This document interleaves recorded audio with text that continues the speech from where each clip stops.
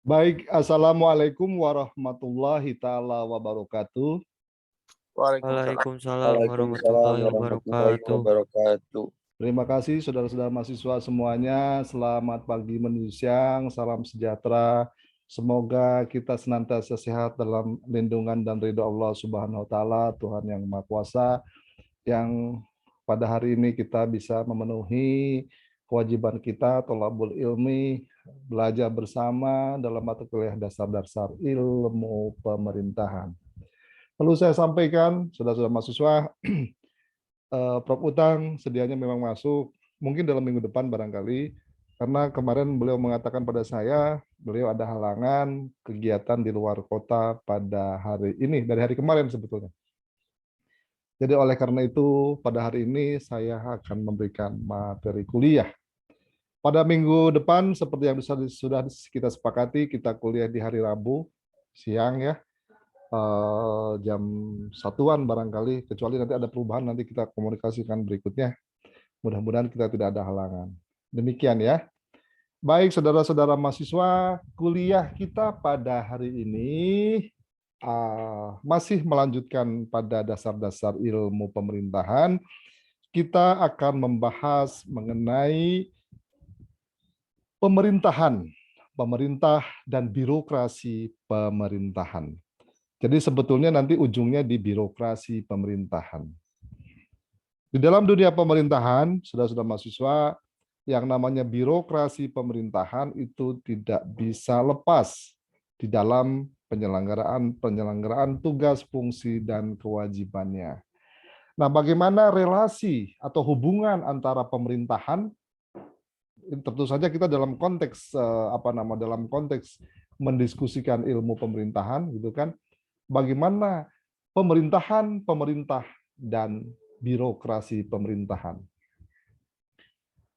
Saya pernah mengatakan kepada Anda semuanya bahwa yang namanya pemerintahan dalam pembahasan ilmu pemerintahan itu bisa dalam pemahaman lembaga atau struktur.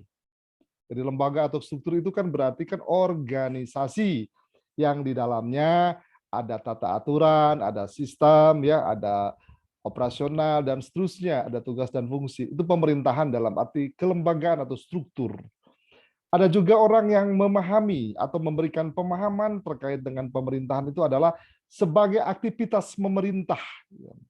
Ya, baik sebagai aktivitas pemerintah atau sebagai aktivitas untuk melaksanakan fungsi-fungsi pemerintahan. Gitu ya. Jadi ada yang mengatakan seperti itu, gitu kan. Banyak pendapat-pendapatnya. Jadi yang namanya pemerintahan adalah tindakan dari lembaga-lembaga di dalam negara di dalam melaksanakan tugas pokok dan fungsinya sehingga negara bisa berjalan dengan baik. Begitu. Nah, bagaimana dengan pemerintah? Nah, ada pemerintahan, ada pemerintah. Nah, pemerintah itu konteksnya tentu saja hubungannya dengan seseorang dan atau kelompok orang gitu kan yang terpilih di dalam pemerintahan. Terpilih yang dimaksud bisa melalui pemilu, entah presiden, entah kepala daerah, entah legislatif kalau di Indonesia ya, yang ia akan duduk di dalam lembaga pemerintahan. Itu disebut dengan pemerintah. Nah, jadi sering orang menyebutnya tergantung pada pemerintah, itu konteksnya konteks eksekutif ya. Sebagai penyelenggara atau eksekutor yang melaksanakan fungsi-fungsi pemerintahan kan begitu. Jadi ada relasinya nanti antara pemerintahan, pemerintah. Ya. Kemudian bagaimana dengan birokrasi? Nah, birokrasi itu kan sebetulnya konteksnya kalau di dalam kata Weber itu kan sebagai tata aturan. Atau orang menyebutnya meja-meja, A, B, C, D, 1, 2, 3, 4. Jadi ada aturan-aturan, urutan-urutan yang harus dilalui agar proses bekerjanya pemerintahan itu belajar dengan baik. Tapi dalam kacamata orang awam, sering orang mengatakan, misalnya, susah ngurus ini, ngurus itu, birokratis banget. Nah, kesannya begitu, susah banget. Nah, kalau ada yang mengatakan demikian, kata birokratis banget, birokrasi banget, susah banget, itu artinya sebetulnya prosedur-prosedur, tahapan-tahapan, proses-proses yang harus dilalui oleh seseorang untuk mendapatkan suatu produk layanan tertentu itu merasakan dirinya tidak puas atau tidak sesuai. Padahal birokrasi itu ada dan hadir itu untuk melancarkan fungsi-fungsi tersebut. Demikian ya. Nah, nanti kita akan bahas hal itu secara perlahan, secara detail. Demikian. Baik, saudara-saudara mahasiswa, sebelumnya saya mohon maaf ya, di dalam kuliah hari ini mungkin tidak maksimal. Jujur saya ingin mengatakan pada saudara, ini sebetulnya hari ini ada acara terkait dengan keluarga di sini. Jadi nanti harapan saya zuhur itu berakhir karena pada zuhur acaranya gitu, seperti itu ya. Mohon pemahaman saudara, pengertian saudara. Tapi nanti kalau kurang dalam minggu depan kita akan bahas lebih detail. Mudah-mudahan dalam 60 menit ke depan saya bisa optimal memberikan layanan perkuliahan kepada Anda semuanya. Demikian. Baik, saudara-saudara mahasiswa, izinkan saya untuk share screen sebentar ya.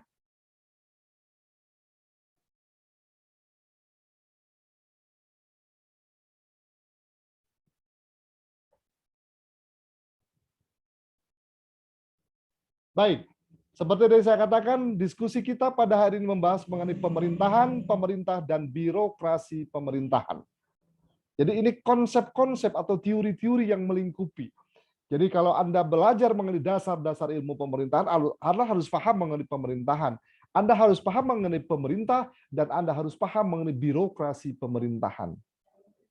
Jadi kalau dalam jangka pendeknya memang Anda akan mendalami hal-hal yang berkaitan dengan organisasi pemerintahan dari mulai pemerintahan yang paling rendah sampai pemerintahan tingkat tinggi atau nasional. Tentu saja di luar kita memahami mengenai teori-teori makro pemerintahan, karena banyak juga mahasiswa yang belajar mengenai perbandingan pemerintahan, budaya pemerintahan, ya, kepemimpinan pemerintahan, politik dan pemerintahan, hukum tata pemerintahan, dan lain-lain. Ya. Nanti secara perlahan Anda akan mendapatkan pemahaman-pemahaman lebih lanjut terkait dengan teori-teori dasar pemerintahan. Baik, saudara-saudara mahasiswa, saya akan membahas perlahan ya. Baik, kita akan membahas mengenai konsep pemerintah. Jadi pemerintah itu bisa orang memandang dari beberapa pemahaman atau pandangan. Pertama, pemerintah mengacu pada proses memerintah. Jadi pemerintah, proses memerintah, yakni melaksanakan kekuasaan pemerintahan. Tentu saja yang melaksanakan pemerintahan ini adalah mereka yang berwenang atau yang memiliki kewenangan. Nah, mereka yang berwenang atau memiliki kewenangan bisa individu, seseorang atau kelompok ya yang dipilih menurut saya tadi. Ya. Jadi bisa presiden, bisa kepala daerah, dan seterusnya. Itulah sebutan dengan pemerintah. Nah, pemerintah bisa bermakna sebagai orang-orang. Orang-orang yang mengisi kedudukan otoritas. Kedudukan otoritas itu adalah yang memiliki kewenangan di dalam suatu masyarakat. Masyarakat yang dimaksud, masyarakat politik ya, masyarakat pemerintahan. Misalnya lingkup kelurahan, lingkup kecamatan, lingkup kabupaten, lingkup kota, provinsi, terus sampai lingkup negara. Jadi pemerintah sebagai orang-orang yang mengisi kedudukan tertentu di dalam masyarakat tersebut karena otoritas kewenangan dia. Tadi saya katakan kan muncul kepala daerah, muncul lurah, kepala desa, pak camat, ya. Itu kan pemerintahan, ya. Atau fungsi dari lembaga itu. Ya, fungsi dari lembaga itu ya bisa bentuknya kantor, lembaga, kementerian, dinas, ya.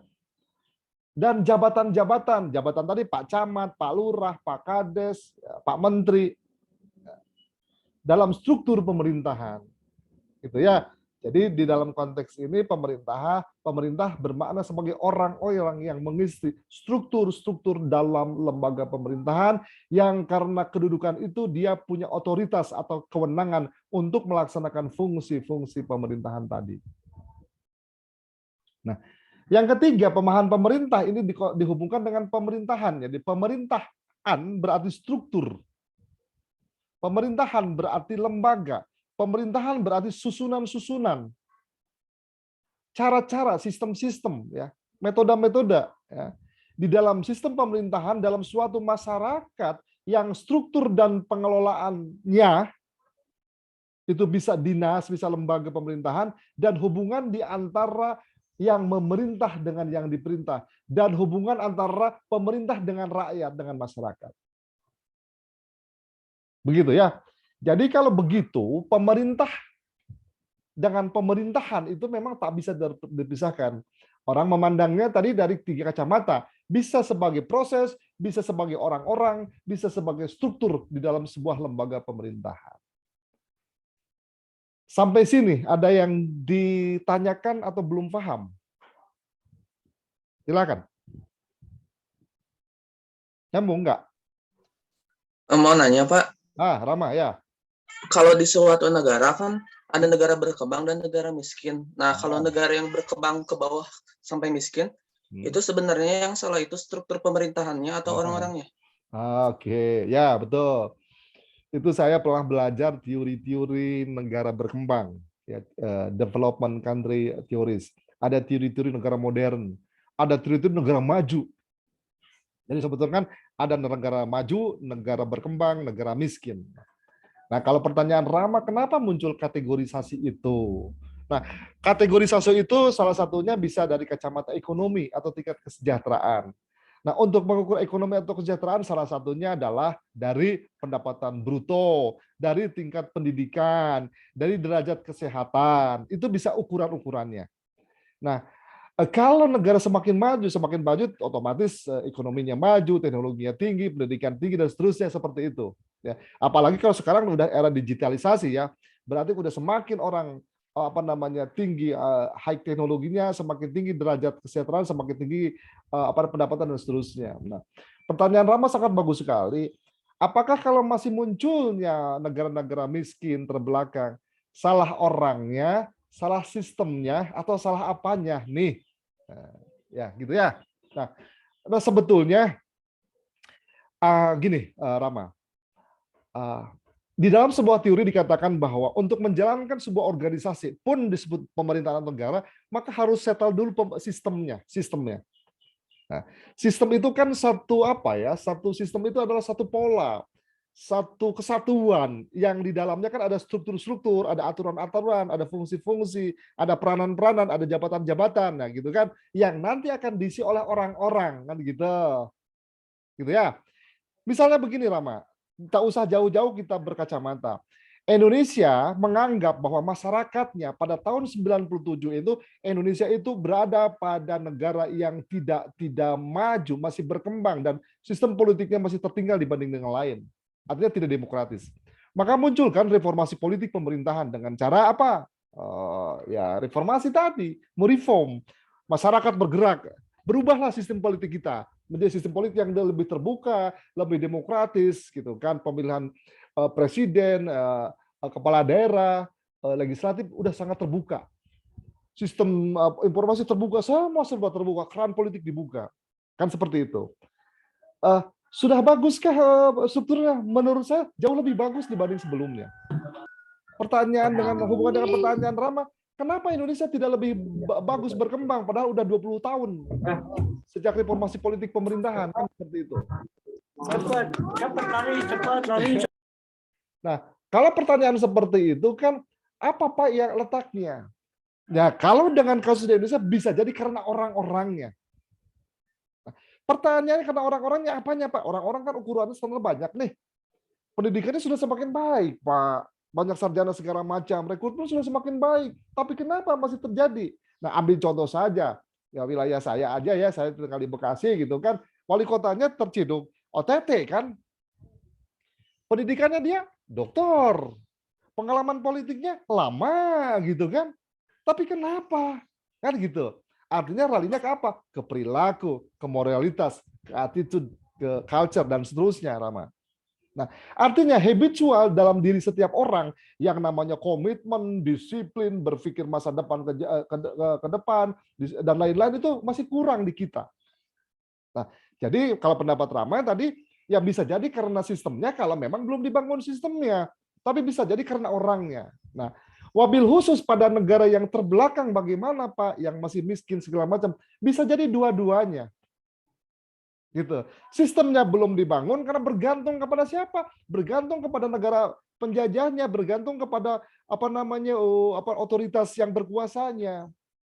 bisa junta militer atau apalah. Di satu sisi tingkat pendidikan masyarakat masih rendah. Kalau tingkat pendidikan masyarakat masih rendah, boro-boro memikirkan bagaimana memikirkan hal ini, mikirin perut aja susah. Yang muncul apa? Mereka adanya dikuasai oleh mereka yang punya kekuasaan, yang punya sumber-sumber ekonomi seperti itu. Nah, makanya kan di dalam teori-teori pembangunan dikatakan bahwa salah satu cara untuk meningkatkan tadi perbaikan dalam politik, sosial, ekonomi adalah melalui pendidikan. Ya kan seperti itu. Nah, makanya kalau Anda perhatikan pada kasus di Indonesia, Pak, apakah yang dilaksanakan oleh Jokowi benar enggak? Benar atau tidak kan tidak bisa dilihat sekarang. Tapi ia dengan timnya, katakan ia dengan timnya gitu kan, tim yang dimaksud kabinetnya merancang dengan model seperti apa, sekarang bisa jadi dia punya the futuristik ke depan. Karena dengan munculnya infrastruktur, gerak ekonomi lebih cepat dan seterusnya. Tapi jangka pendek bisa jadi, seperti pertanyaan diskusi minggu lalu, bisa jadi memang jangka pendek ada imbasnya. Halaman jadi rusak, misalkan ya gerak ekonomi masyarakat miskin juga terabai. Nah, itu harusnya diimbangi oleh siapa? Oleh struktur di bawahnya, provinsi, kabupaten, kota, dan seterusnya. Nah, kan kita berjenjang pemerintahannya. Jadi kalau Anda perhatikan coba deh, kenapa misalnya Gubernur Jawa Timur, Jawa Barat, Jawa Tengah sering terjun ke lapangan, kenapa Ridwan Kamil saya membuat desain-desain di kabupaten kota, dalam infrastruktur dan lain-lain. Itu sebetulnya di wilayah Provinsi Jawa Barat agar ada kesetaraan dalam hal tertentu bagi masyarakatnya. Kan begitu. Kalau orang memperhatikan, Pak kenapa ya di kota Bandung, misalnya kota Cirebon, misalnya Sumedang, dan lain-lain, kok diperbanyak dulu infrastruktur kayak wilayah-wilayah di pinggiran sungai jadi indah gitu kan, lapangan jadi di ini. Kenapa ya? Kan ada teori yang mengatakan tingkatkan dulu derajat harapannya, rasa sehatnya, rasa segernya, agar dia sehat, semangat untuk ekonomi dan bergerak. Ada juga teori demikian. Ada juga teori mengatakan jangan itu dulu, sentuh dulu anak-anaknya, manusiakan pendidikannya, muncul MBKM sekarang misalnya. Ya kan? Jangan begitu, anak orang miskin itu tidak berpikir dulu ekonomi, bagaimana hari ini makan, muncullah bansos dan seterusnya. Jadi semua ini disentuh, Rama. Agar apa? Agar tadi ya berjalan dengan baik gitu. Jadi kalau pertanyaan Rama kembali ke tadi, penyebabnya tadi saya katakan bisa karena sistemnya, bisa karena orang-orang di dalam sistem itu. Begitu Rama, nyambung nggak? Kalau teruntuk di Indonesia sendiri, Pak, menurut pendapat Bapak itu Ya, salahnya mana? ya kalau menurut saya di Indonesia sendiri kalau sistem sudah relatif bagus lah dibanding dengan negara tetangga, entah Papua, entah tim-tim, entah Malaysia gitu. Kita jauh lebih baik. Orang-orangnya, moralitas orang-orangnya buruk. Nah, Anda tahu juga, makanya saya selalu bilang juga ke mahasiswa saya, Anda jadi untuk belajar menjadi lebih baik itu jangan dulu ke orang lain, diri kita sendiri. Tapi ketika kita dalam pergaulan yang lebih luas, kan nilai-nilai dari luar masuk segala macam, nah itu menjadi susah juga gitu kan. Orang-orangnya Rama. Ya kurang bagaimana kita sentuh, misalnya melalui kegiatan keagamaan, budaya, seni, pemuda, semua disentuh oleh kita. Ya, jadi kenapa juga misalnya gini Rama, kemarin sempat ramai ya, bukan ramai ya, penyuka sepak bola ya ketika Indonesia masuk ke final ya, Piala apa kemarin FIFA ya itu kan FFA atau apa? AFF itu istilahnya apa itu ya, itu kan di kita itu yang namanya pembawa bola itu cenderung emosional kan, pokoknya gua kudu ngegulin, bukan, padahal harusnya teamwork kan begitu ya, siapapun yang memasukkan ketika ada pulang ya dia ya, jangan sayanya. Jadi pikirannya kadang-kadang, mohon maaf, pemain bola itu mungkin pikirannya oh nanti dapat bonus, nanti ini saya kalau ngegolkan jadi seleb segala macam, kan itu individualis ya, harusnya berpikiran teamwork. Nah, di dalam pemerintahan pun sering muncul seperti itu, makanya itu harus dihilangkan yang mana namanya oh ini kementerian yang basah, oh ini dinas yang kering, oh ini dinas yang menghasilkan, oh ini dinas yang basah. Enggak ada, semuanya sama untuk kesejahteraan rakyat ya. Makanya kan Prof. Utang mengatakan bahwa yang namanya urusan pemerintahan itu urusan manusia lahir sampai urusan manusia mati itu urusan pemerintahan. Dari yang bersih-bersih sampai yang kotor itu urusan pemerintahan. Jadi tidak ada.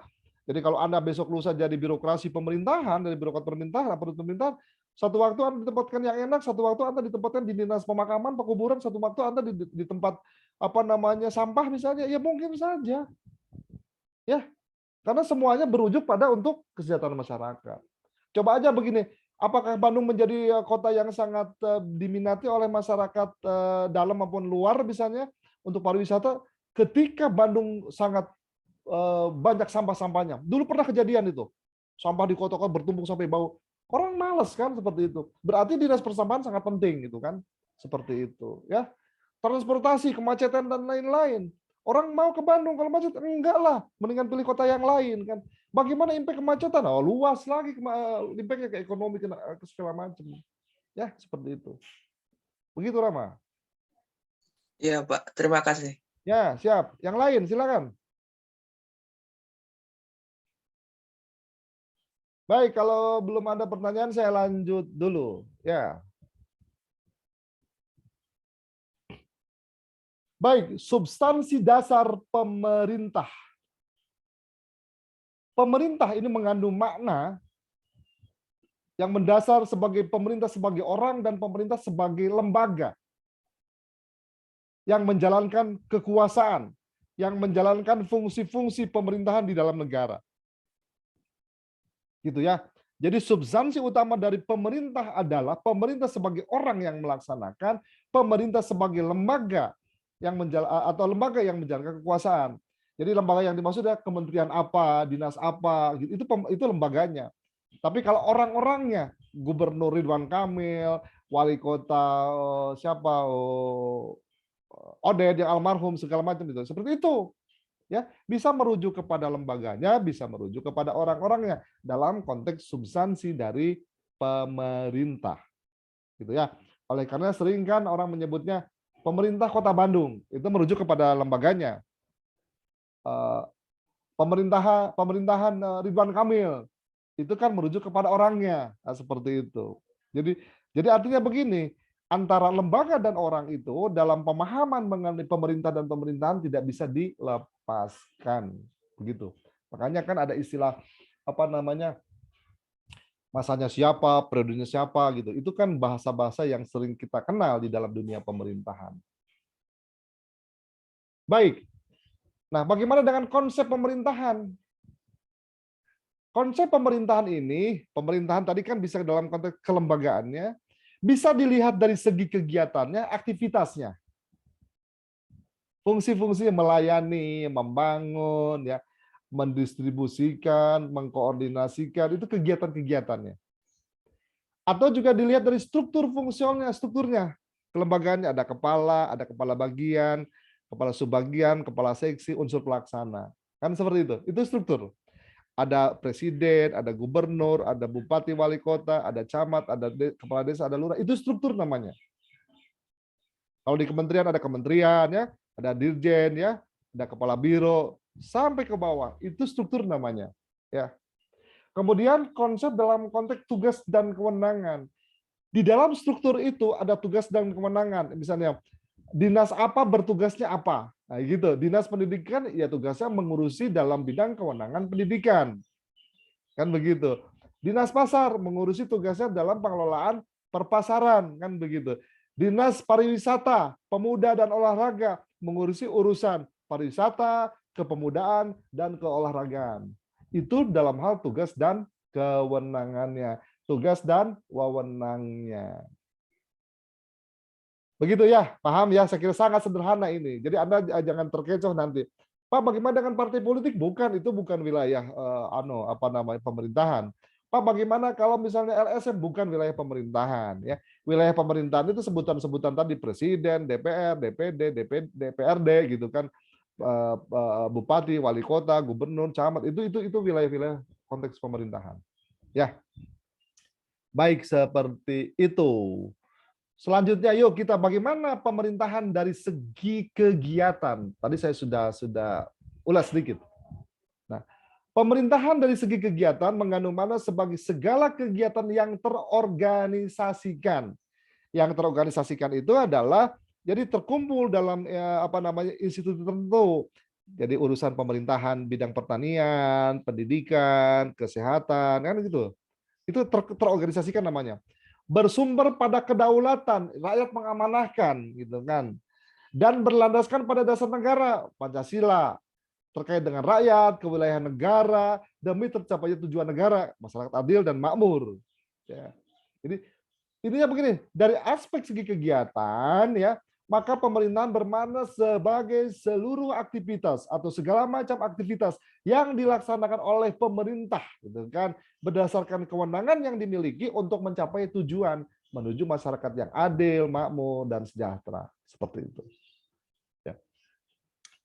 Jadi apapun ya, apapun. Jadi misalnya begini, kenapa misalnya kalau orang hilang bisa, walaupun satu orang gitu, sempat ramai ya yang namanya di Cadas Pangeran ya, siapa itu yang hilang gitu, walaupun satu orang, paling ada dikibulin, diprank ya pemerintah oleh si siapa itu, Mang siapa, Mang Nana, Mang siapa, gitu kan. Mang Yana Pak. Oh, Mang Yana tuh kan, betul tidak, Mang Yana itu kan menjadi riweh semua orang gitu. Kenapa menjadi pemerintah peduli ya? Itu urusan pemerintahan, dan pemerintah harus melakukan agar agar masyarakat tidak kecewa, masyarakat tidak sedih, masyarakat tenang, kan seperti itu. Ya. Kenapa misalnya di Kota Bandung adanya peminta-minta, anak jalanan ya di lampu merah segala macam ditertibkan. Ya. Itu tugas pemerintahan. Dan kalau mereka masa usia sekolah ya disekolahkan, mereka yang ternyata tidak punya pekerjaan, dulu zamannya Ridwan Kamil kan diberikan pekerjaan dan seterusnya. Ya, kalau yang tidak punya keluarga rumah ya dibawa ke dinas sosial untuk diurus oleh negara, kan seperti itu. Ya. Itu pemerintahan dari segi kegiatan ya.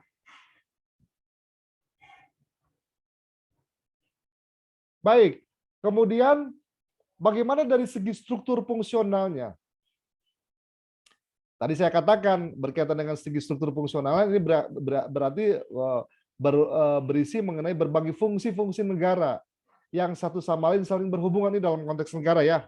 Bisa fungsi legislatif, fungsi eksekutif, fungsi judikatif gitu kan dalam konteks negara yang masing-masing melaksanakan fungsi-fungsi tersebut berdasarkan asas dan dasar-dasar tertentu untuk tercapainya tujuan negara. Nanti diturunkan lagi struktur dalam legislatif apa saja, banyak di dalamnya ya. Ada yang namanya pimpinan DPR, ada yang namanya alat kelengkapan DPR, ada yang namanya badan anggaran, ada yang namanya badan legislatif. Itu kan struktur di dalam lembaga legislatif. Bagaimana struktur dalam eksekutif? Ada presiden, ada kementerian, ada dirjen, seterusnya. Kalau di daerah ada gubernur, ada dinas, ada kanwil, dan seterusnya. Seperti itu. Pak, bagaimana judikatif? Judikatif yang mana dulu? Kalau kehakiman, misalnya ada kejaksaan, ada pengadilan, itu kan ada turunannya ke bawah. Ya, seperti itu. Ya. Nah, ini menyangkut struktur dan fungsional di dalam konteks pemerintahan dalam arti struktural fungsional seperti itu ya. Baik, saudara-saudara mahasiswa, izinkan saya lanjut dulu. Atau ada pertanyaan, silakan. Silakan kalau ada pertanyaan dulu. Baik, kalau tidak ada, saya izin lanjut dulu. Nah, ini konsep pemerintahan dalam konteks segi tugas dan kewenangan pemerintah. Nah, segi tugas dan kewenangan pemerintah ini adalah semua kegiatan yang dilakukan oleh pemerintah untuk mencapai tujuan. Ya. Dalam hal ini terkait dengan penyelenggaraan urusan pemerintahan dalam kerangka pencapaian tujuan kesejahteraan masyarakat. Jadi yang tadi saya katakan, seluruh aktivitas atau kegiatan-kegiatan di dalam pemerintahan. Ya, demikian saudara-saudara. Ya, baik. Nah, itu tadi yang saya katakan, ada dari aspek kelembagaannya, ada dari aspek kegiatannya, ada dari aspek orang-orangnya, gitu kan. Bagaimana kalau terkait dengan fungsi-fungsi umum pemerintahan? Ini kan keseluruhannya lembaga-lembaga, orang-orang, fungsi tadi melaksanakan fungsi umum ini, gitu kan. Pertama adalah fungsi protektif. Pemerintah memberikan perlindungan kepada rakyatnya, perlindungan fisik, mental, kesehatan. Ya, kayak sekarang lah lagi masa pandemi kan, pemerintah melakukan perlindungan kepada warga masyarakatnya dengan adanya Omicron ya. Itu kan bagaimana agar masyarakat tetap terlindungi dengan misalnya vaksin 1, vaksin 2, nanti ada vaksin 3, tetap prokes dan seterusnya ya. Jadi negara hadir untuk keseluruhan penduduk tanpa kecuali. Kemudian yang kedua adalah fungsi regulatif. Ini kebijakan. Terkait fungsi pembuatan peraturan-peraturan hukum untuk mengatur perilaku warga negaranya, ya, agar tercapai kebaikan bersama. Begitu ya. Jadi adanya undang-undang, peraturan daerah dan lain-lain. Nah, ini merupakan hal yang perlu disikapi dengan baik oleh pemerintah sehingga fungsi regulatif ini harus dijalankan dengan baik. Kemudian yang ketiga adalah fungsi ICT. Nah, fungsi ICT itu fungsi menolong pemberian bantuan yang diperlukan oleh warga negara, terutama dalam hal ada bencana alam, ya, wabah penyakit, ya, kemudian ada musibah. Nah, ini hadir negara itu untuk menolong, gitu kan? Seperti itu. Kalau kita perhatikan ada apa namanya kegiatan bansos dan lain-lain. Kemudian yang keempat adalah fungsi produktif. Fungsi produktif adalah untuk meningkatkan taraf kehidupan ekonomi rakyat. Untuk meningkatkan derajat kesejahteraan rakyat. Ya. Seperti itu ya, kegiatan-kegiatan pemberdayaan, usaha kecil menengah, dan seterusnya. Dan yang kelima adalah fungsi humanistik. Ini hubungannya sebetulnya dengan protektif ya, perlindungan, melindungi dan memajukan hak-hak asasi manusia tanpa kecuali. Ya, kenapa sekarang misal di perkotaan semakin banyak pembangunan yang respect terhadap kaum difabel, respect terhadap gender gitu kan, seperti itu. Ini humanistik. Bagaimana misalnya kaum orang berkebutuhan khusus atau orang dengan gangguan jiwa itu dipedulikan oleh negara. Ya. Ini yang disebut dengan fungsi-fungsi umum pemerintahan. Ya. Silakan saudara-saudara, ada pertanyaan atau ada hal yang mau disampaikan, didiskusikan?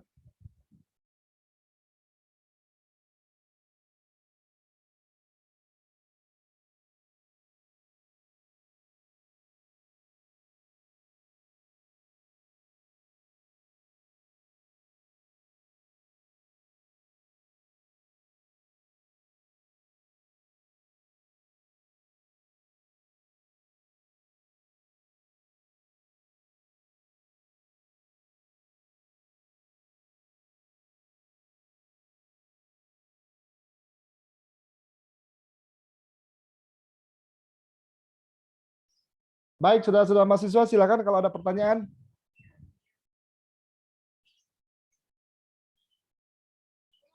Paham? Paham, Pak. Paham, terima kasih. Yang lain, mohon ada respon yang lain. Paham tak? Paham, Pak. Nah, terima kasih, Rina. Paham, Pak. Baik, terima kasih. Kalau sudah paham ya. Paling ini Pak, Apa-apa? kan dari berbagai fungsi ini, jadi si anggota teh banyak yang bilang nggak bisa gerak tanpa perintah dari atasan. Contohnya dari pusat gitu. Nah, ya. Terkadang kan banyak gitu ya yang kayak orang dari desa atau dari mana yang ingin membawa perubahan, tapi katanya, saya nggak ada power gitu, saya nggak bisa betul. berubah ini. Betul. Nah itu gimana, Pak? Gitu ya, benar. Benar sekali yang dikatakan oleh Rama. Makanya kan gini, Rama. Pemerintah kita berjenjang. Pemerintahan pusat, provinsi, kabupaten. Kalau kecamatan itu bukan pemerintahan, itu malah hanya lintas aja menghubungkan. Baru berikutnya desa. Nah, itu kan otonom. Dia punya kewenangan otoritas loh. Desa bisa membuat anggaran, bisa membangun dengan dana ADD. Kabupaten kota punya APBD. Ya, provinsi juga punya APBD, nasional punya APBN, kan gitu. Nah, lakukan saja apa yang menjadi otoritas dia. Gitu. Bagaimana yang itu kan bukan kewenangan saya, biarkan itu pikirannya nanti bupati atau wali kota yang memikirkannya. Nah, kalau ternyata lintas kabupaten kota, biarkan yang memikirkannya gubernur. Kalau udah berikut makro seluruh provinsi dan berbagai provinsi Indonesia, biarkan nanti presiden yang memikirkannya. Artinya begini, masing-masing warga masyarakat ya berwenang, bertugas, bertanggung jawab atas apa yang menjadi otoritas kewenangan dia. Misalnya begini, Rama tinggal di mana? Di Cianjur, Pak. Oke, Rama Cianjur. Cianjur kabupaten kota? Kabupaten. Oke, kabupaten. Katakanlah Rama tinggal di salah satu desa di kabupaten itu, di kecamatan itu. Nah, Rama merasakan di situ orang membuang sampah sembarangan. Rama mau kalau pergi ke dusun lain pakai motor, jalannya rusak, gitu kan. Terus Rama kalau musim kering airnya tidak ada. Nah, wilayah-wilayah antara RT RW dusun di dalam desa itu bisa dikelola oleh pemerintahan desa. Ya, maka rancanglah pembangunan jalan antar kampung oleh desa itu, masukkanlah ke dalam rancangan anggaran pendapatan belanja desa. Nanti ada dana ADD, kan begitu. Ya, nanti ada lintas dengan desa Rama dengan desa yang lain nih dihubungkan. Rusak nih. Tanggung jawab siapa? Itu tanggung jawab pemerintah Kabupaten Cianjur. Desa-desa di wilayah itu dengan kecamatan itu usulkan kepada pihak-pihak tertentu untuk membawanya ke tingkat kabupaten, ya kan? Untuk nanti diusulkan oleh siapa? Bisa oleh DPRD yang membawanya, bisa oleh dinas perhubungan yang membawanya, terserah nanti dibahas oleh mereka seperti itu. Nah, dan biasanya sering muncul terjadi begini, Rama. Ada orang yang sudah mentok, dia usulkan segala macam tidak berjalan. Akhirnya demo. Atau pernah kan kejadian di Kabupaten Cianjur atau di Sukabumi yang dia anukan di medsos. Pernah dengar? Pernah lihat? Iya, di Cianjur pernah, Pak. Iya, Yang pernah. Irfan itu.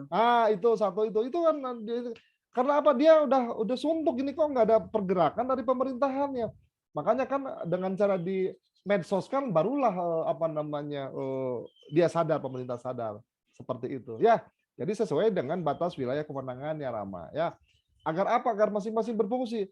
Tapi bagaimana kalau misalnya pemerintah kabupaten tidak berjalan, tidak berfungsi? Ya, itu dia yang salah. Dia yang salah. Ya. Kalau seperti itu ya nanti masyarakat bergerak. Kalau udah masyarakat bergerak, barulah menjadi kendala atau masalah ya seperti itu.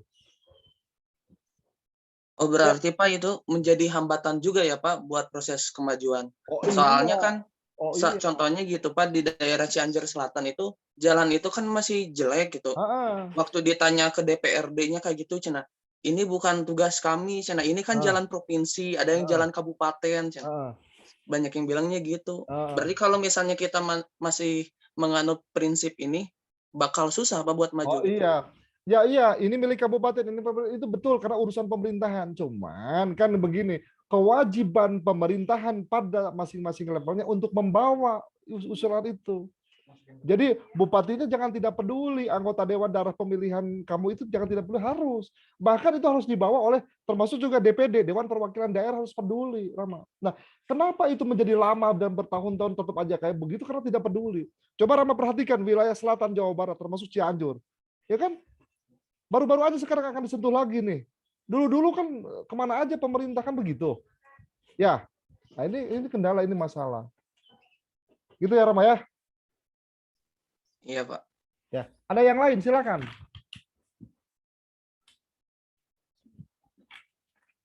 Saya Pak. Ya, silakan Gilang. Pak mau nanya, kalau yang di YouTube Pak Deddy Mulyadi itu kan yang kayak misalnya pembersihan atau penanganan, salah satunya masuk gak Pak buat Pak kayak pencitraan gitu Pak? Buat nanti ke depannya dia misalnya contoh buat Piagub atau apa Pak? Masuk gak? Iya. Begini Gilang, seseorang yang punya usaha, Gilang punya usaha nggak punya usaha? Nah, bagaimana usaha itu untuk dikenal? Promotion dong. Promotion itu pencitraan dong. Pernah Anda sering bilang, gila gua nginep di hotel Anda ternyata zonga gitu kan. Nah, ternyata di promonya bagus gini-gini karena ternyata zonga. Ini seperti itu. Nah, bagaimana kalau dengan politician kan Anda sering lihat ada baliho segala macam ya, tampilannya entah fotonya kapan gitu, tersenyum padahal faktanya nggak demikian gitu. Nah, sama hanya juga dengan video-video seperti itu, mungkin sama, dan itu bagian dari proses pencitraan dia. Makanya kita sebagai masyarakat harus semakin dewasa. Hak mereka untuk mencitrakan dirinya, ya, karena masyarakat juga masing-masing individu terkadang butuh citra itu, citra baik segala macam kan. Nah, tujuannya apa? Agar masyarakat memilih dia. Kan gitu. Ya, makanya masyarakat yang ngeh gitu kan. Harus ngeh ya. Agar masyarakatnya apa? Ya, diberikan pembelajaran oleh kita-kita nih. Nih caranya begini nih, misalnya lihat nih Pak Ridwan Kamil, klik. Nih kerjaannya seperti itu ya. Dilihat tuh review-review orang kan. Kalau Anda mau beli sesuatu ya, atau mau nginep atau pergi kemana sesuatu kan lihat review orang kan. Nah, jangan salah juga review orang juga ada review-reviewan kan, teman-temannya dia, perusahaan yang review, bohong-bohongan juga kan begitu. Nah, ini yang mesti cerdas. Nah, makanya ini hubungannya dengan tadi pertanyaan Rama. Tingkat kependidikan seseorang yang benar pendidikan itu berpengaruh terhadap bagaimana perilaku dia dalam berpolitik. Jadi kalau budaya kita, masyarakat kita masih ada share, oh benar ini rusak ini, langsung reser tanpa dia membaca, tanpa dia paham, makin rusak. Ya, jadi kalau Anda semua adalah masyarakat yang berpendidikan, ketika mendapat informasi tertentu, baiknya pelajari dalam media sampai Anda, oh benar ini, oh ini bermanfaatnya, perlu di-share lah. Kalau ternyata merusak, jangan. Ya, toh kalau misalnya berpolitik langsung juga kita tidak, menjadi anggota dewan juga tidak, kepala daerah juga tidak, ya kalau yang buruknya jangan memperburuk lah gitu kan. Karena impact-nya kepada kita. Impact-nya kepada kita. Kan dulu ramai, misalnya orang mau malas pergi ke Cianjur karena harus akan ada kemacetan gitu kan, kemana-mana. Sehingga Cianjur itu sebagai kota transit. Nah, bagaimana nih kota Cianjur itu sebagai tujuan itu kan? Maka perlu dibangun infrastrukturnya, perilaku masyarakatnya, masyarakat industrinya, apa namanya fasilitas pendukungnya gitu kan. Itu kan butuh usaha-usaha. Ya. Jadi kalau berkacamata ini saya selalu ingin ingat Gunung Kudul, Wonosari itu kan dulu itu sangat orang melirik sebelah mata. Kalau ke sana itu identik dengan miskin, identik tandus, tertinggal, kering gitu, nggak ada air. Coba Anda kalau pergi ke Jogja, tidak ke wilayah Wonosari yang di sana ada tabing-tabing, di situ ada pantai-pantai yang indah. Sekarang hampir tidak ada di sana lagi rumah-rumah penduduk yang kumuh segala macam. Jalannya sampai ujung pantai itu hot mix. Kenapa? Karena pemerintah daerahnya berpikir untuk maju.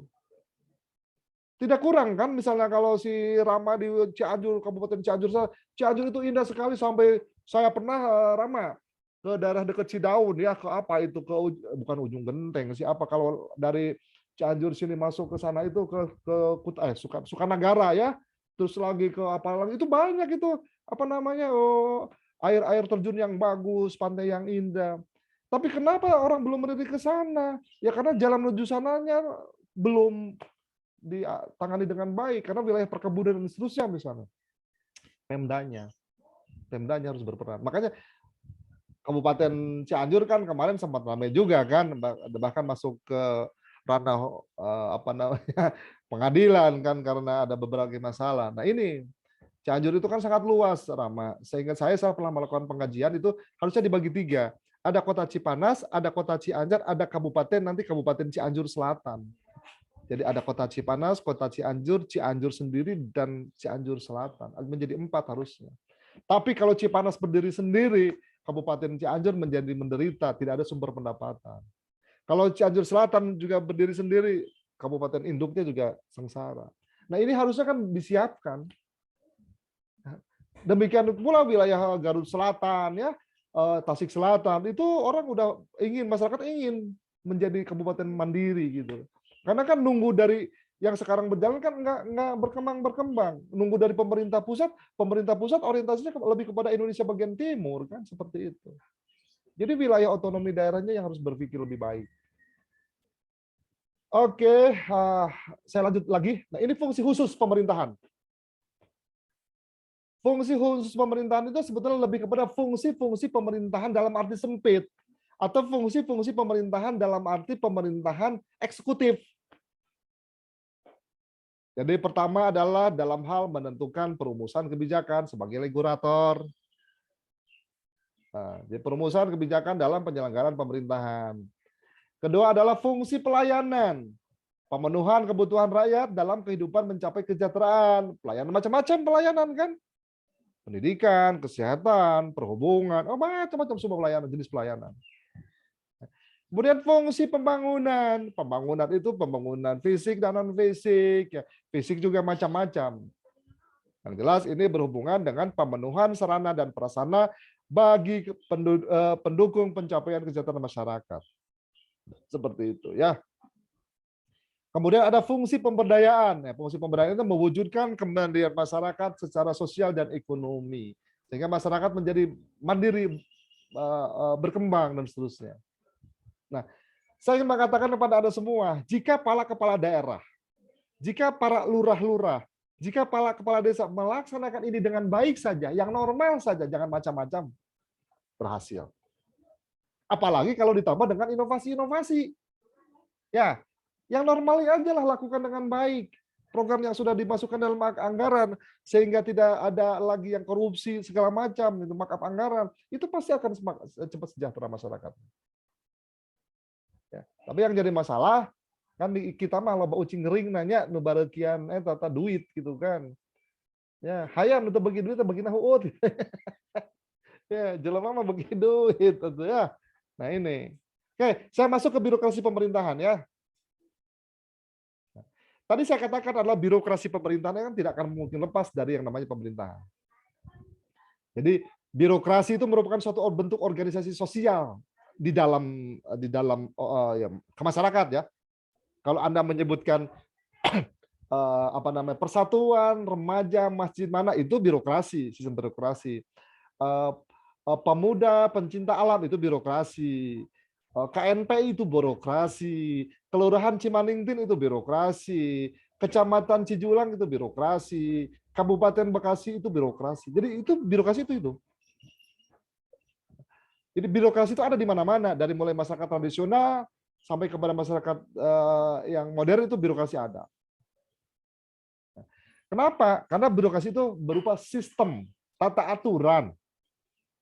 Ya, sistem atau tata aturan agar organisasi berjalan dengan baik, agar fungsi-fungsi di dalam organisasi berjalan dengan baik, begitu ya. Baik. Nah, birokrasi pada masyarakat modern ini bersifat efisien, bersifat sistematis ya, dan untuk predictable ke depan, prediksi ke depan dalam rangka pencapaian kesejahteraan dan kemajuan masyarakat. Ya. Jadi kalau ada orang memahami, oh ini birokratis banget, apa segala macam, itu karena tidak memahami, itu karena tidak ngerti, itu kan tidak paham ya. Tapi birokrasi dibentuk sebetulnya untuk membantu sistem organisasi agar berjalan dengan baik dan lancar. Ya, jadi kalau ada pemahaman di masyarakat, susah sih sekarang mah, yang gampang juga disusah-susahin gitu kan. Ya sebetulnya birokrasi sederhana harusnya dijalankan dengan baik. Tapi bahwa ada birokrasi tahapan misalnya untuk mendapatkan surat izin mengemudi harus tes ini, harus ini, ikutin saja. Tapi jangan disusah-susahin oleh orang-orang di dalam sistem itu. Ya harus berjalan memang dengan baik kan seperti itu, ya. Baik, sampai sini ada pertanyaan atau hal yang mau didiskusikan, silakan. Saya mau bertanya. Ya. Tapi di luar dari topik nggak apa-apa, Pak? Oh, nggak apa-apa. Gimana? Sebenarnya ada nggak sih Pak regulasi khusus tentang batas dana kampanye yang batas dana maksimal buat kampanye yang harus dikeluarkan gitu? Kan kalau misalkan ada bisa minimalisir tindak korupsi gitu Pak. Kalau Iya. misalkan ada. Ya. Iya. Begini, Dava. Yang ada itu adalah aturan sebelum untuk melaksanakan kampanye, apakah kampanye kepala daerah, presiden, atau kampanye partai politik dengan calon-calonnya, dia harus mendaftarkan kan harta kekayaan yang dia punya ya. Satu itu, dia harus mendaftarkan sumber-sumber dana kampanye dari mana saja ya. Dan dia juga harus menyebutkan berapa saja dari si ABCD tersebut terkait dengan kampanyenya ya. Seperti itu. Nah, ada tidak pembatasan? Sampai saat ini tidak ada pembatasan. Jumlahnya berapa tidak ada. Nah, kalau kekhawatiran seperti yang Dava tadi kata betul, Dava. Jadi kalau tidak ada pembatasan, dikhawatirkan nanti kan akan, oh ya walaupun memang yang akan berkampanye punya uang banyak segala macam, tapi ujung nanti setelah dia jadi kan menjadi minta janji-janjinya itu dipenuhi kembali kan, mengambil dari anggaran dan lain-lain, dan ujungnya korupsi seperti yang dikhawatir oleh Anda. Nah itu betul sekali. Nah, ini hubungannya sebetulnya dengan perilaku politik masyarakat ya, terutama masyarakat yang akan menjadi elit politik. Dan di kita itu kan sangat jauh, Dava, sangat jauh. Kalau saya tidak mengatakan di negara-negara maju seperti di Amerika atau di Eropa lainnya sudah bagus dalam berpolitik, tapi mereka rasionalitasnya jalan. Jadi kalau baiknya berpolitik kan begini, Dava, penuhi dulu secara ekonomi apa yang menjadi kebutuhan. Jadi harus selesai dulu urusan dia, baru urusan politik itu. Ya, jadi dia udah tidak berpikir lagi bagaimana keluarga, bagaimana mensejahterakan, walaupun yang namanya syahwat ekonomi ya, itu yang namanya uang itu nggak ada ujungnya gitu kan, ingin terus. Nah, tapi ya itu tadi, harusnya ada batas minimal bagi dia, maksimal bagi dia. Oh ya sudah cukup, saya sekarang dia tujuan berpolitik itu mengabdi pada negara, mengabdi kepada rakyat, bukan untuk memperkaya diri, bukan. Kebanyakan di kita kan berpolitik itu untuk tadi. Makanya di kita tuh banyak yang ujug-ujug kan. Banyak orang yang dulunya sebagai apa, setelah berpolitik jadi apa, terus dapat apa, kan seperti itu. Nah, ini menjadi masalah. Ini menjadi masalah. Jadi harusnya berpolitik itu harus sudah selesai dulu urusan apa namanya dirinya. Nggak tahu nih di belakang si Dapa itu banyak duit dari mana tuh lo? Background, Pak. Mimpi dulu, Pak. Bagus mimpi dulu. Memang nggak apa-apa mimpi punya banyak duit mah, agar kalau banyak duit bisa bersedekah, beribadah, naik haji berkali-kali gitu kan. Amin. Seperti itu nggak apa-apa, bagus. Jangan sampai banyak duit dipakai foya-foya, jangan ya. Ya nggak apa-apa. Semua harus punya mimpi. Yang namanya orang hidup harus punya mimpi ya. Karena kalau tidak punya hope ya udahlah saya mah gini aja udah alhamdulillah, ya nggak begitu juga gitu ya. Harus ada karena ada dorongan untuk mencapainya. Begitu dah Pak. Siap, baik Pak. Nah, yang lain silakan. Baik, ini ada slide terakhir. Saya hanya ingin menyitir dari pendapat Weberian ya. Birokrasi Weber mengatakan, Weber itu terkenal dengan teori birokrasinya. Ya. Weber mengatakan di dalam organisasi yang disebut dengan birokrasi itu terdapat pembagian kerja yang kaku ya. Yang ada spesialisasi khususnya, ada peranan-peran yang jelas. Misalnya apa yang menjadi bidang kewajiban untuk melaksanakan fungsi-fungsi yang sudah ada. Kemudian juga ada ketetapan-ketetapan untuk mengenai otoritas bagi seseorang untuk menduduki struktur tertentu. Terus adanya paksaan untuk melaksanakan itu. Nah, kalau berbicara adanya paksaan itu sebetulnya hubungannya dengan aturan. Jadi di dalam sistem birokrasi itu pasti ada aturan. Makanya kan katakanlah untuk menyelenggarakan pemerintahan Indonesia ya di level nasional, kan jelas aturannya didasarkan pada Undang-Undang Dasar 45 ya. Kemudian didasarkan kepada undang-undang, tergantung terkait dengan apa dulu. Terkait dengan birokrasi kah, terkait dengan pembangunan kah, terkait sistem keuangan, itu ada aturan-aturan yang harus mengaturnya. Ya, kemudian ada tadi ada organisasi kepegawaian mengikuti prinsip hierarki. Jadi berjenjang. Tadi saya katakan ada pimpinan ya, ada kepala dinas, ada kepala bagian, kepala subbagian, seksi dan ke bawah. Jadi itu seperti itu kepegawaian mengikuti prinsip hierarki. Jadi tidak boleh seseorang itu langsung loncat gitu main salib gitu kan. Kadang-kadang kan dengan sistem sekarang kan suka Anda pernah mendengar ada istilah tim sukses ya. Kemudian tim sukses itu merasa berhasil mengusung kepala daerah, kepala desa. Lantas dia minta jabatan kan begitu ya. Atau kalau tidak punya jabatan dia langsung kalau ada apa-apa di masyarakat langsung libas tanpa melalui kepala dinas, tanpa melalui kementerian langsung kepada presidennya, itu kan salah. Karena hierarki itu ada. Kemudian yang ketiga adalah peraturan-peraturan yang mengatur perilaku seseorang pegawai dapat merupakan peraturan atau nama yang bersifat teknis. Jadi maksudnya gini, ada peraturan-peraturan dari mulai yang kebijakan ya, aturan-aturan operasional sampai kepada petunjuk-petunjuk. Ya. Kemudian yang keempat adalah setiap pejabat itu melaksanakan tugasnya dalam semangat dan hubungan yang formal dan impersonal. Ya, seperti itu. Baik, selanjutnya setiap pegawai itu direkrut menurut prinsip-prinsip kualifikasi yang teknis. Ada prinsip-prinsip yang harus dilaksanakan ya di dalam melaksanakan tugas-tugas dan fungsinya. Kemudian juga semua tindakan-tindakan, keputusan-keputusan, peraturan administratif juga harus tertulis. Jadi yang namanya birokrasi itu harus tertulis ya.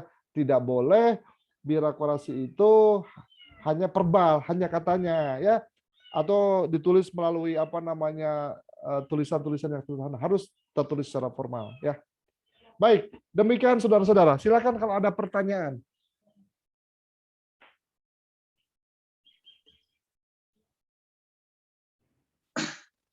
ini lebih ke yang sekarang-sekarang mungkin ya, tentang bara stop ekspor per Januari.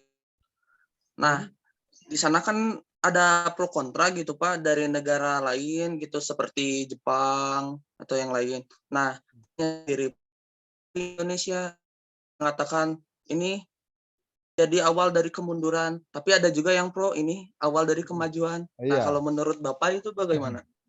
Iya. Dualisme pemikiran itu selalu ada. Selalu ada. Orang memandang, wah ini mah awal dari kehancuran Indonesia nih.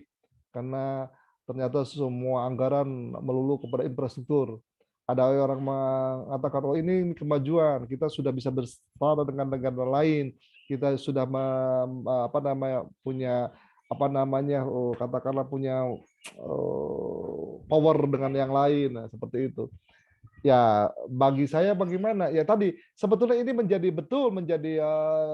loncatan yang luar biasa bagi kita gitu. Manakala perilaku birokrasinya, perilaku politician memang harus semakin baik. Tapi kalau misalnya ini tidak ada perubahan perilaku di dalam politician, ya itu tadi pembangunan apapun gitu kan, lain apapun menjadi media bagi mereka untuk ladang korupsi, dan itu kehancuran. Seperti itu ya, Rama. Jadi harus diimbangi, memang harus diimbangi. Makanya kan identitas bangsa itu, identitas negara itu sangat ditentukan oleh bagaimana budaya perilaku masyarakatnya. Seperti itu. Gitu, Rama. Kalau untuk poin stop ekspornya, menurut Bapak gimana? Stop ekspor gimana maksudnya? Yang batu bara itu di stop ekspor per Januari, yang gara-gara cadangan batu bara PLN itu menipis. Oh iya, saya setuju di stop aja.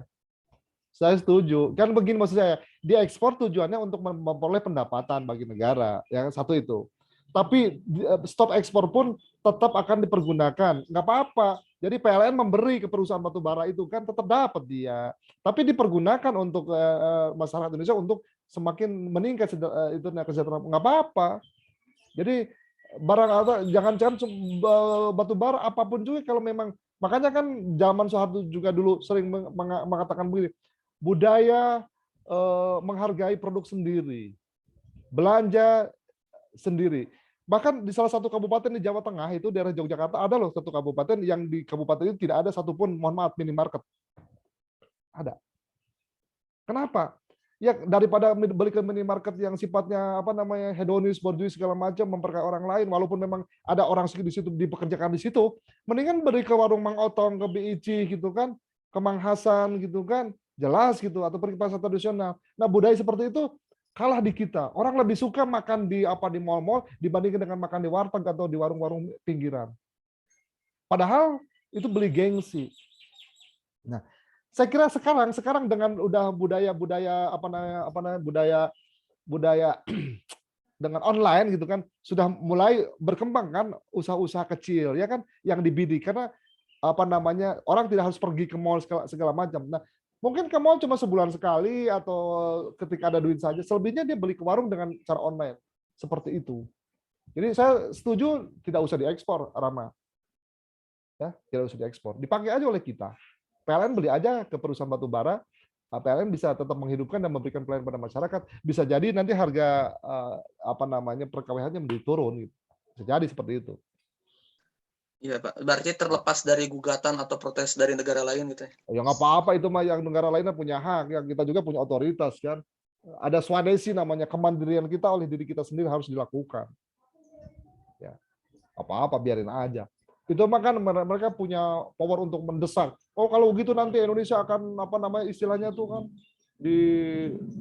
dibatasi geraknya karena tidak begini. Itu mah cyber ya, perang aja mulut biasa itu. Ya. Oke, yang lain. Baik, saudara-saudara mahasiswa, tanpa bermaksud membatasi, mohon maaf ini udah menjelang zuhur ya. Saya minta izin kepada Anda, mohon maaf sekali. Karena memang saya ada acara dan ini mau dirapikan ruangan saya gitu kan. Ya, saya kira terima kasih. Nanti mohon kuliah kita hari ini berikan itunya ya, risamnya ya. Sebagai satu upaya bahwa Anda menyimak saya, memahami saya ya. Nanti Anda unggah di di Google Classroom. Tolong optimalkan ya, dioptimalkan agar saya bisa memberikan penilaian yang maksimal pada Anda. Alhamdulillah sih kalau kehadiran mahasiswanya selalu full terus ya. Jadi itu juga komitmen ya. Baik, demikian saudara-saudara mahasiswa, saya mohon maaf atas perkuliahan kita yang tidak maksimal. Ya, terima kasih banyak. Saya tutup dengan ucapan Assalamualaikum warahmatullahi taala wabarakatuh. Waalaikumsalam warahmatullahi wabarakatuh. Waalaikumsalam warahmatullahi Terima kasih, Pak. Terima kasih, Pak. Sami, ketemu Makasih, nanti hari Pak. Rabu depan ya, Rabu ya kita kuliah lagi ya.